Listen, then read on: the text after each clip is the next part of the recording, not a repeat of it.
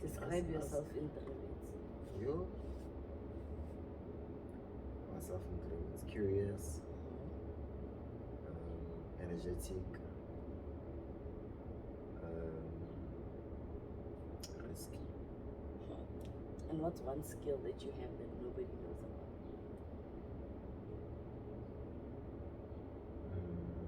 Research. What do you mean research? Like, I think what makes me me is because I'm a good researcher. How?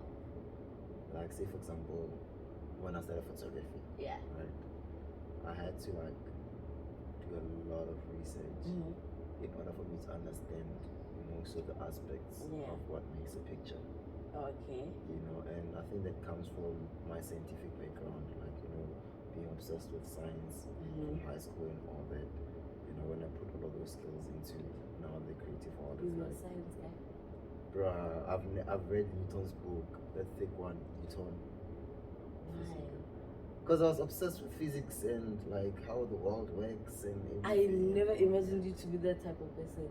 I thought you were the creative arts guy, you know. I was part of Golden Key. Hey man!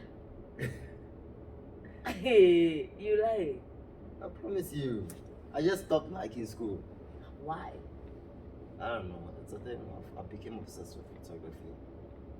So do you feel like photography had that impact on school? Like it completely distracted you? I wouldn't say distracted. It's one of those things when you find something you actually love. You don't want to wait for it to say, okay, we'll love each other in the future. Right? Let's love each other now. You know, and learn and grow together. So you need to make a decision. Or okay, am I gonna now focus on school or focus on photography? So that's the choice you had to make, and you chose photography. Yeah. Do you regret that choice? Not even. So how has it impacted school? Like, my grades, like, did it impact it's like school?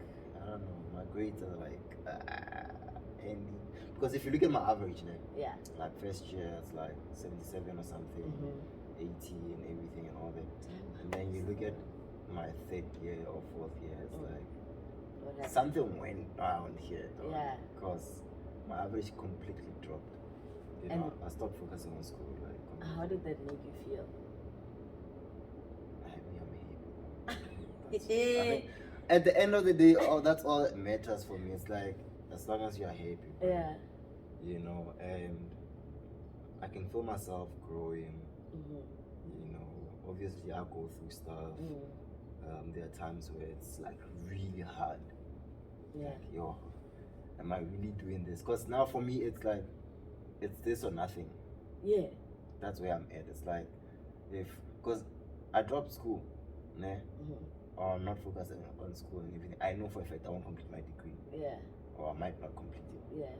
So it's a thing of, okay, if photography doesn't work out, what are you gonna do? I don't know, bro. I'm just gonna maybe. Do you have a backup plan? Maybe apply for it. I don't have a backup plan. Make a CV with what? Like, it has to work. There won't be a degree. Yeah. So it has to work. It has to work. That's like it cannot not work. Okay, now I see why you say you're risky. Because that's that's your life.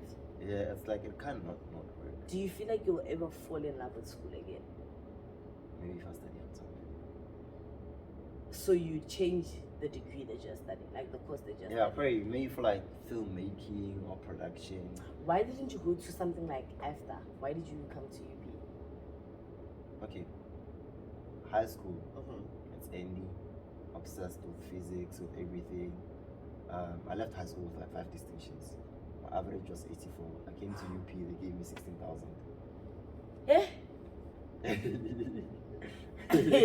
Okay. And right, and the other marks, it was like a 79 and a 77.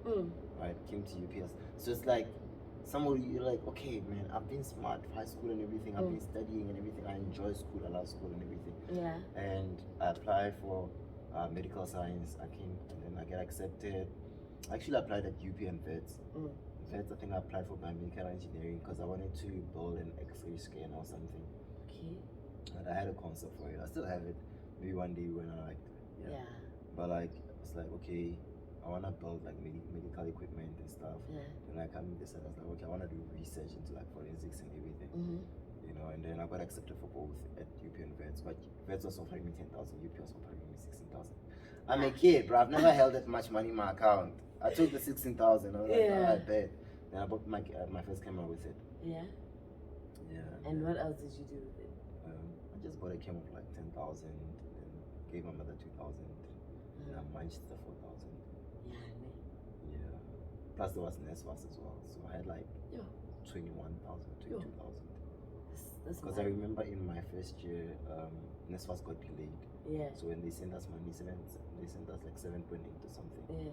And that was around the same time I got the 16,000. So I just had a lot of money, and then I wish I could have done like different things with it, but like it's like it was a learning learning experience.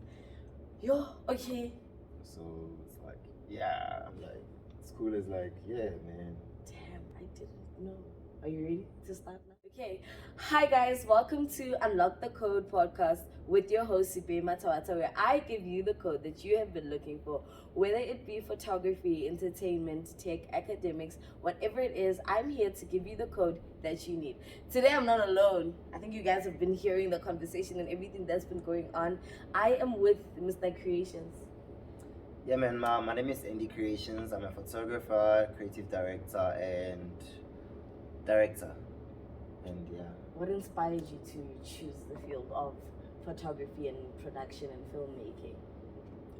Honestly, it's just watching movies. I'm not gonna lie. Okay.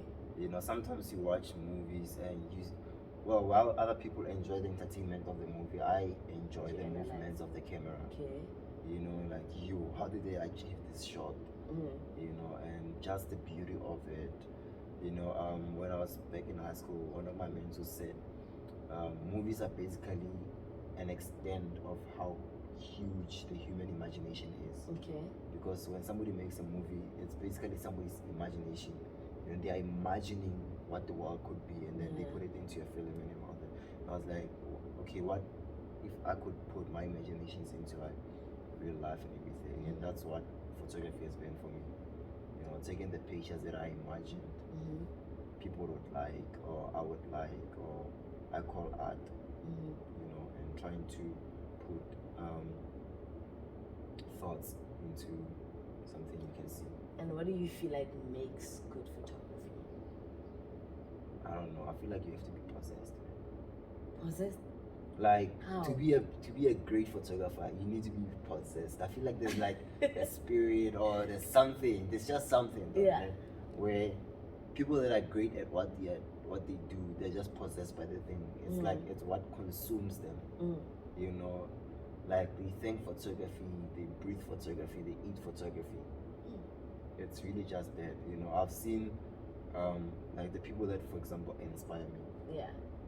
It's like you ask yourself, bro, this guy, the whole time he's posting, he's at a shoot, he's editing, at a shoot, he's editing. You're like, what else do you do, bro? Like, there's so much going on. You know, now they're in this country, the other time they're in that country. Like, and then you realize, well, bro, this person is not even, it's not a thing of, they're knocking off, now I'm tired. It's like, this is the life I want, you know, to be on the road, to be taking pictures, to be shooting a movie, working on projects and everything. You know, so when you're sitting at home, you're doing research and everything, obviously you make time for family and all that, but like, it's like, it's everything about you. Like, photography becomes everything. And do you believe that you are ready for the life that you want? I think I am. You think you are? Yeah, I believe like the previous 6 months of this, or the first half of this year, was more of a test for me. And now it feels like I can be trusted with the work. Talk to me about the first 6 months, about the test.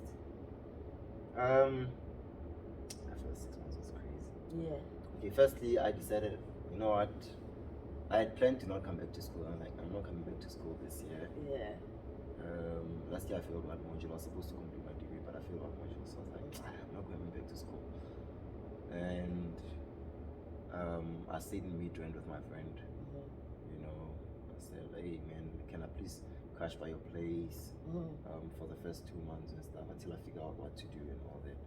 You know, and it's like, yeah, I bet. Then I just maybe like pop up money for like grocery and shit. You know, so yeah, the first 2 months I was just at this place, crashing by the couch and all that.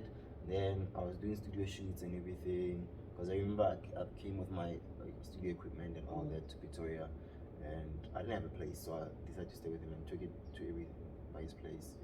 And we did studio shoots. But the problem with that was I was not making enough money to actually sustain staying there and all that. Okay. Right. So I'm like, yo, okay. Obviously with him it's like, hey man, you can't stay here forever. You need to make a plan and all that. Yeah. You know, so it's like, okay, what is my next move? That was like mid-February or something. Yeah. And I was like, you know what? I'm gonna take the money I have and register. Okay. At least So I know. school. Yeah. At least I know I'll have internet access. Okay. Now, I was not thinking school. I was just thinking I just need the Wi-Fi and tax. I'm not gonna lie. I'm like, I just need the Wi-Fi and tax. Yeah. Yeah, and I just need to be in headphones. I'll see what I do from there. And I registered at UP. I came here. My dad helped me as well. Yeah. And I came this side, paid the 7.5, and now I'm a registered UP student. You know, and obviously the first month, I think when this schools open, March or something. Yeah. Yeah, I was trying to study and everything, and I actually tried to complete this degree. Yeah. You know, my parents have hope, so let me let me do it for them. Yeah. Right? So I was doing that, but then another thing was like, hey man, you need to make a way to like get clients and everything, right? So that's when I like, okay, I actually started marketing in January, but like, if nothing was working. But then March was like, I'm gonna push discounts. Push discounts, posted, paid Instagram pages to post my shit and everything. Because I remember I posted at Life at Tax, the Vets one as well. Yeah, because I was targeting, I think at that point my target was just students. Yeah. You know, I'm in a student community and let me just target students and everything. And yeah, that's when I got like crazy bookings for graduation. You were booked every day graduation season, eh? Yeah, like 4 4 people a day and everything. And that was like crazy because I was charging like what, 750 to 1,000 each person and stuff. So it was like crazy. And then graduation began towards the end of March. I was taking pictures every day, you know, submitting pictures every day. So literally was the whole time it was me going to take pictures, going to edit, going to send take pictures, the next pictures, going to take the next pictures. Like that was my whole thing. March and everything, and then April came. I was still taking pictures. May as well, and it was honestly a nice experience. I'm not gonna lie. What was the nice experience? Super beautiful experience. That whole like the shooting, the doing graduation every day, taking pictures every day. Yeah. You know, and getting to meet people. I can tell you now, most of the clients that I have right now are probably from like graduation and stuff. Yeah. Because you take pictures of somebody, their mother or something is getting married, they think, oh, that's photographer. You know, and that's I think how I build my client base. But other than that, being able to buy myself stuff, because I remember from the graduation money I bought like the MacBook Pro and everything and all that, you know, and I got comfortable, I think, around me. It's like, okay, this thing is working, man. Let's relax and take it easy. That's when everything went downhill. Yeah. I remember my MacBook Pro broke. And then my MacBook Pro, when the laptop broke, man, I couldn't submit like some of the work and all that. It was like, yo, okay, so what do we do now? Like, even today, I'm still waiting for the guy to fix it. He's been saying I'm fixing it and everything, and then because I remember I had to order a battery, then I had to order like a charging port and stuff, and I'm still like, yo, hopeful and stuff, you know. And some people that I couldn't send pictures, I had to refund them. I'm like, yo, dog, check this, what's up, people, this is what's happening. My MacBook is not working anymore. Can I please send you your money or offer you a free shoot or something? I don't know, you know, but I don't have hope that you're gonna get your pictures. you know. But if the MacBook does get fixed, I'll be able to get the pictures inside and then send them to you. Yeah. Honestly, and it was like I think 2 weeks worth of work or something. So I was like, and how did your clients react to that? Obviously, man, it's like the disappointment ahead, because remember, graduation is something that happens once. Yeah. And I can't say call your parents again, let's not take pictures again and everything, you know. Some people's parents are traveling from Eastern Cape, different provinces and all that, so it's like crazy, you know. So it was really heartbreaking, I'm not gonna lie. It was really heartbreaking. I got depressed. I didn't know what to do for the period. I think even June was like I didn't want to do anything photography related because I got hurt, you know. And then towards the end of the month, that's when I like started marketing again. I was like, okay, let's get back to this thing, you know, and everything. And yeah, now things are beginning to like lighten up. And, you know, I think for the past 12 days I've been shooting every day. Yeah. You know, and it was like crazy. Like I'm super excited to be doing this again and picking up again and everything. And you had a phase where you were wearing black. Oh yeah. I want you to tell me, guys. And you was wearing black the whole every day. No umanaka black. I want you to tell me where that started. What was the idea behind it? Did you feel like you got what you needed to get across, or you dealt with what you needed to deal with? Okay, so I felt like at the beginning of the year or late last year, I think December and stuff, it's like, ish man, I feel like I need to change my life. You know, like I like taking risks and stuff. I need to change my life.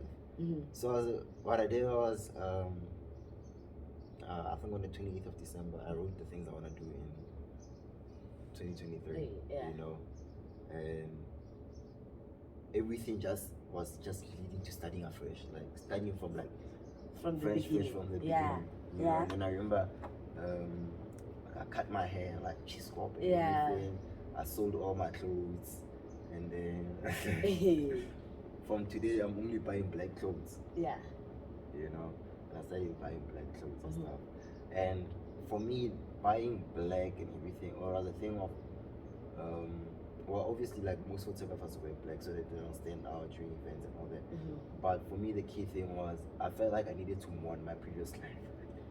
What was your previous life? Like being the player, you know, spending all the money I get from gigs on like weird stuff and everything. Because I'm not gonna lie, like 2022, 2021. Ah man. You don't know where the money went. Not even that, but I was wild. Yeah. You know, and I feel like I needed to like mourn that, kill that person, let go of everything, you know, like just humble myself and go through whatever I need to go through, you know. And it was not easy. I'm not gonna lie, because I'll see what an orange hoodie and everything, or people will say, yo, what, and then like you wanna bring back that light skin energy and everything. It's like, nah, man, you're old now. You need to like focus on who you wanna be, where you're going, and everything. You know, and wearing black kind of helped me focus on that. You know, like just don't have a thing of I need to look good and everything. Like you're okay how you are, and now you just need to focus on building your future and you know where you wanna go and everything.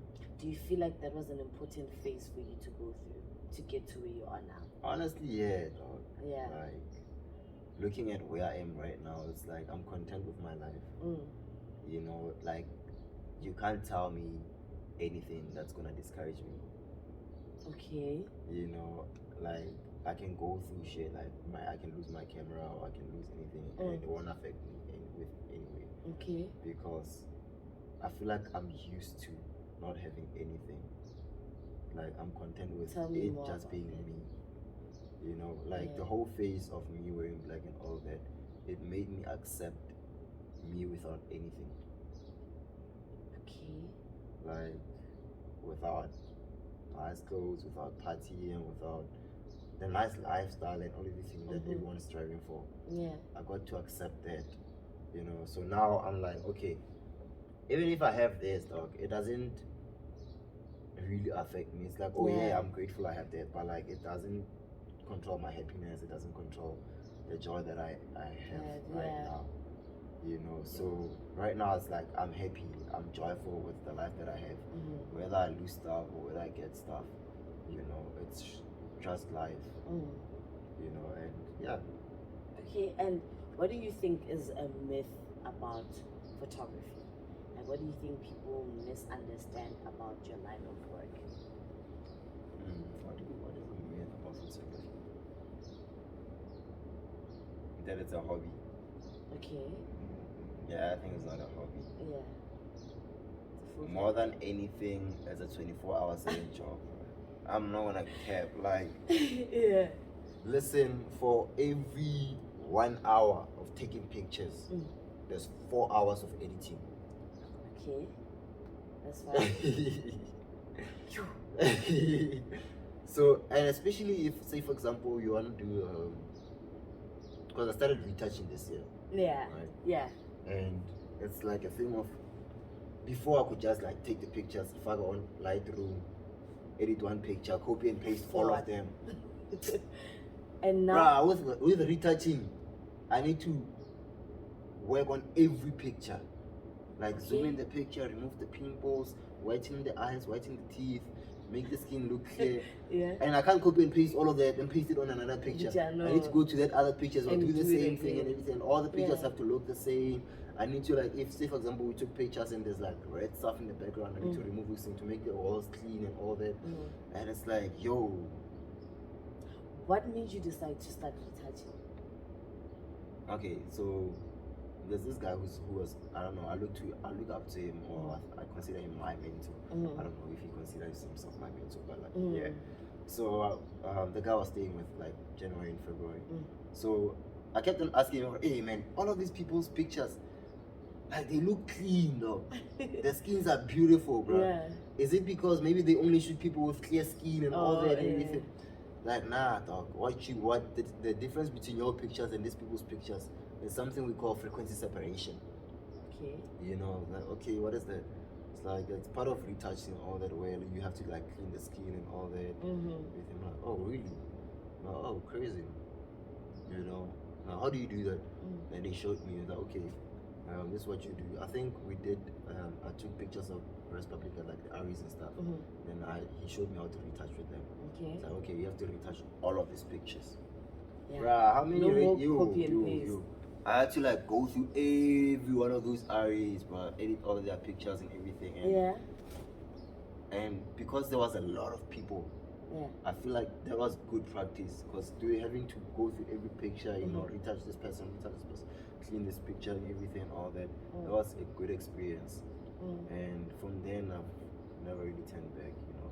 Yeah. I've been retouching almost every picture I take. Yeah. You know, and it's a thing of, okay, it's a thing of, it's up to people. Yeah. If you want your pictures to be retouched, you'll pay for that. But if you just want your natural edit, because I think some people just like the fact that my pictures just look natural. Yeah. You know, but if you wanna like get it in the way your face looks clean, you look like a supermodel and all that, you have to pay for that as well. Because I'm not gonna like go through all 25 pictures and retouch them without the person paying. Yeah. You know, so it's man. It's made my work look clean. It has. Are you proud of your work now and where you are? I mean, I'm fine with it. I wouldn't say proud, because there's a certain look that I want my pictures to have, man. And I haven't achieved it yet. You know, I feel like when I finally achieve that, then I'll say, nah, I'm a I don't know, boss as photographer or something. You know, but for now, I can accomplish what my clients need. Okay. And that's fine. That is okay. Yeah, that's okay. Yeah. And talk to me about, how do you show up for yourself each and every single day? What do you do towards your craft every single day that makes you want to keep doing this? Honestly, that's the University of YouTube. I I spend a lot of time on YouTube. Yeah. And it's of YouTube. I don't wanna lie. Like, I've learned so many things from YouTube. It's like, yeah, man, and in this like time frame, man, I've been able to use like different cameras. Yeah. You know, I've used Canon, I've used Sony, yeah, I've used Nikon. You know, and being able to say, okay, I can use almost every camera that I hold. Yeah. You know, it means that I don't depend on the camera. Obviously, my preferred camera is Canon. I'm not gonna lie to you. Yeah. Like, I'm a Canon fan. The features are amazing. It's built, like how it's built, it's just beautiful. You know, and the shortcuts are easier to use and everything. Yeah. And yeah, but being able to say, okay, I can use almost every camera that I have, and I understand all of this because I spend so much time on YouTube. Yeah. You know, trying to understand what makes a picture, the settings, and all of that. And when I'm now learning like videos and stuff, and then I go also, I'm like, okay, film making, what do I need to know? Yeah. And I'm learning camera movements. I'm like, yo, I don't have a gimbal right now, so most of the videos I have to shoot, it's handheld. Okay. You know, and I get to appreciate the stability that I have in terms of like holding a camera handheld and having a video that looks smooth.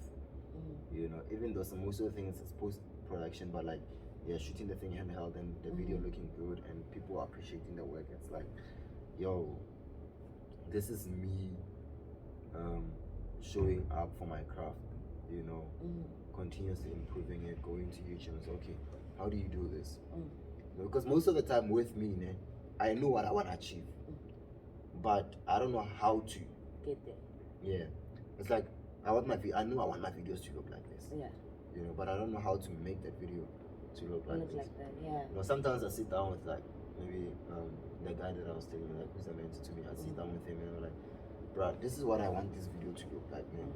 I want when this thing passes, this thing must do that. Yeah. You know, how to do that? It's called masking. Yeah. Like, oh I don't know, bro. Like I just know I wanted to do this. Yeah. You know, and yeah, that's when I think the creative directing came from. Okay. You know, being able to say, okay, this is what I want this thing to look like. You know, I don't know how you make it look like that, but this is how I want it to look like. Yeah. You know, and that thing has forced me to learn filmmaking. It's like, okay, maybe let me teach myself how to do it because I know how I want the film to look like. I just need to know how I can achieve that result. Yeah.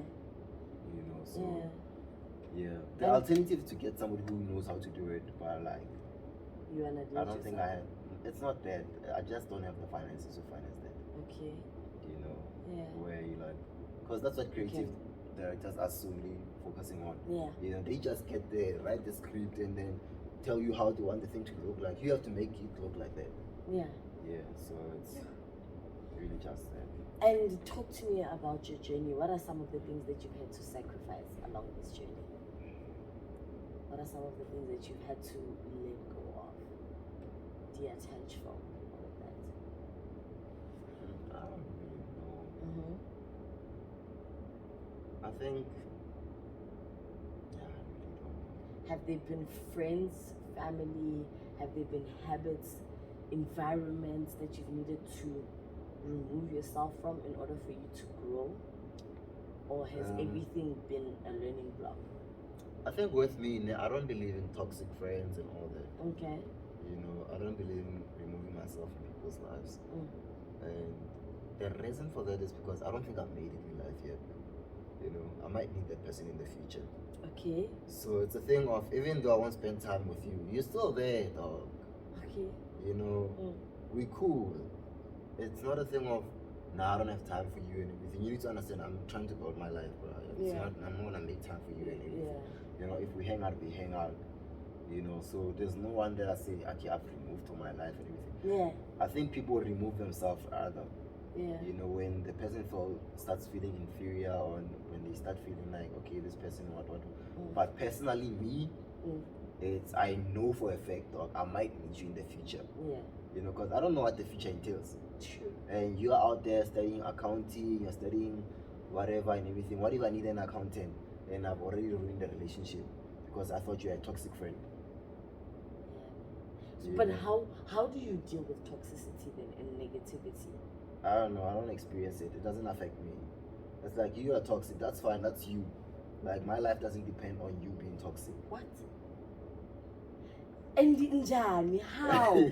How like Bruh, people are struggling from mental health because of the toxic people that is around them. But like you telling me that it's me and it doesn't have Njani, how? It's the thing is, ne, people make their life depend on people.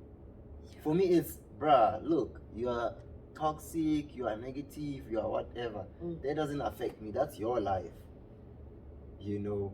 And if somebody feels like they are using me, you are not using me. I'm fine with helping you, dog. Okay.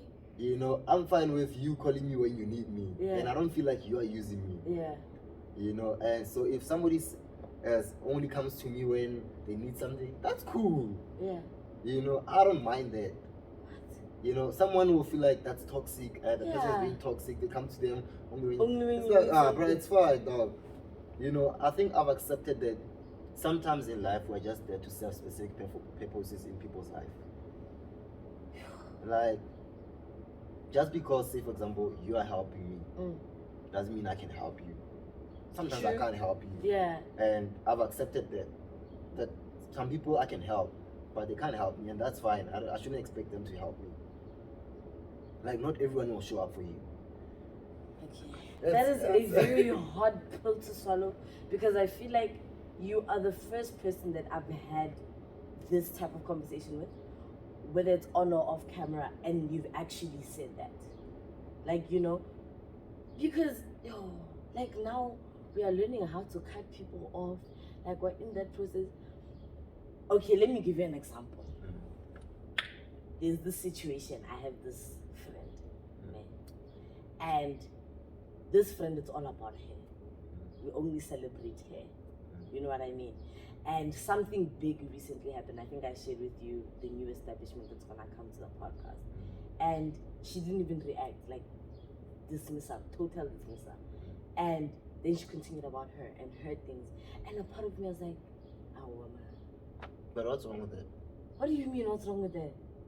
And I celebrate you and I move with you and we're growing together in a friendship. Why are you know what doing I mean? it so that you can do it? No, I'm not doing it so you can do it, but the energy must be reciprocated. Nah.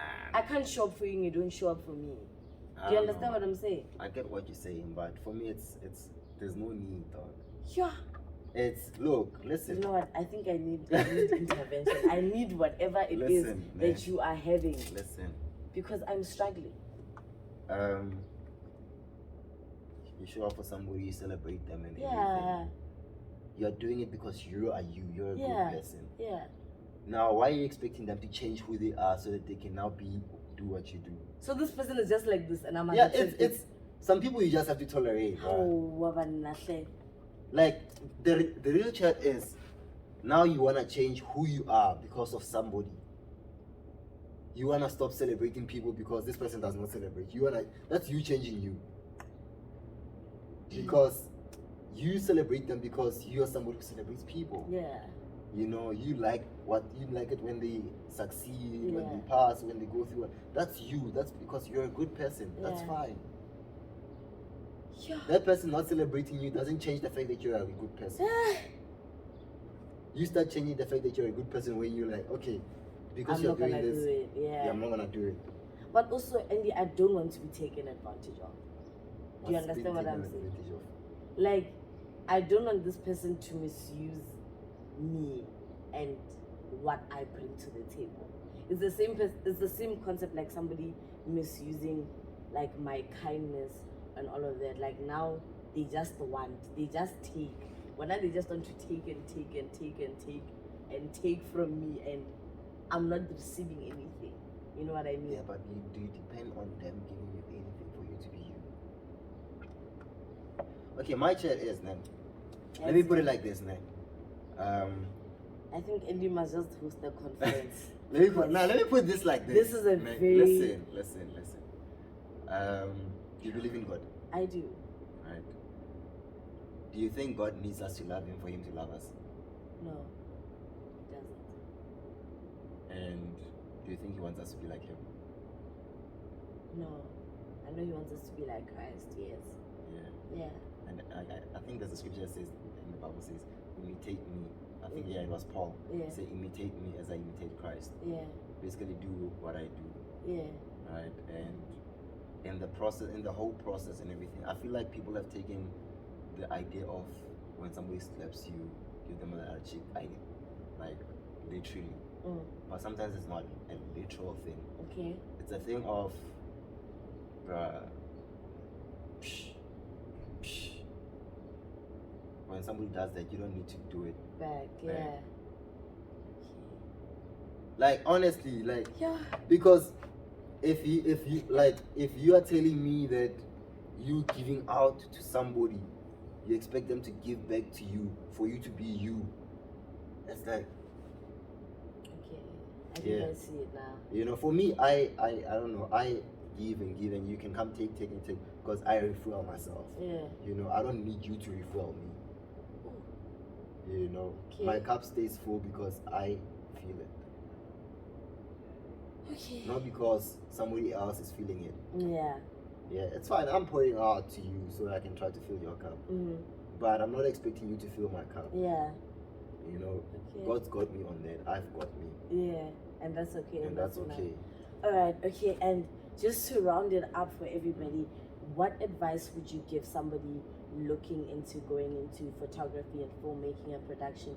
What advice would you give them on starting, on how to market themselves and how to determine their market value? In terms of market value, I honestly don't know. Right now, I'm just trying to establish my name. Yeah. You know. There's I don't know if you know this person, but my Jersey. He recently did a podcast with Podcasting Chill, I think spreading humors and stuff. There's something that he said that stood out for me. You know, he said, that thing slipped my mind. He said something about when you are busy, when you're working, I'm paraphrasing, when you're working on establishing your name, you must be willing to do things for free. You must be willing to, I don't want to say suck up, but it's suck up. Yeah. In a way, to people. Yeah. People will use you, you know, and that's fine. Yeah. You're just trying to get the work done. You're just trying to establish your name. But after you have established your name, you can't move to the next stage, get favor. Okay. Now you need sustainability. You need to grow. Yeah. Meaning, you are no longer taking pictures for free, bro. You are charging because now you know you are you. Yeah. You know you can take those beautiful pictures. Yeah. You know, because favors won't give you sustainability. They won't sustain you, bro. Like, can you please come take me pictures for free? I have this thing going on. Can we please collab on this and all that? It's like, bro, listen, right now I'm at a point where I'm trying to sustain my life. Yeah. You know, me eating tomorrow depends on me taking pictures and you paying for that picture. Yeah. You know, and when you're starting, that's fine. Like, you can do work for free and everything and all that because you're trying to grow, you're trying to learn, you're trying to put your name out there, that you take pictures, you know. But when you have already established, okay, now I can take pictures, I have a space in this industry, you know, and there's people that are booking me and everything. You're not trying to now collaborate again, or do all of those other things that people want to do. You know, you're trying to grow yourself, you're trying to make money because equipment is expensive. It is. And I can't buy a Canon R or the next camera that I want with favors, you know. So it's really a thing of pace yourself, have a dream, you know, have a plan of how am I gonna grow, how I'm gonna increase my market or my target and everything. And once you have established that, then start charging. Yeah. You know, and it's really just that. Okay. Photography is an experience. It needs time, it needs years. I've been doing this for 4 years now. And I've learned so much. Yeah. You know, sometimes it takes a few years, sometimes it takes long years. I know people that have taken 8 years for them, and then they started blowing up on the 8th year and everything. Yeah. So it's really a time thingy. You know, it depends on the work you're willing to put in and the chances that you get and everything. Time and chance, I think, belong Yeah. to even look into it. So, Okay. yeah.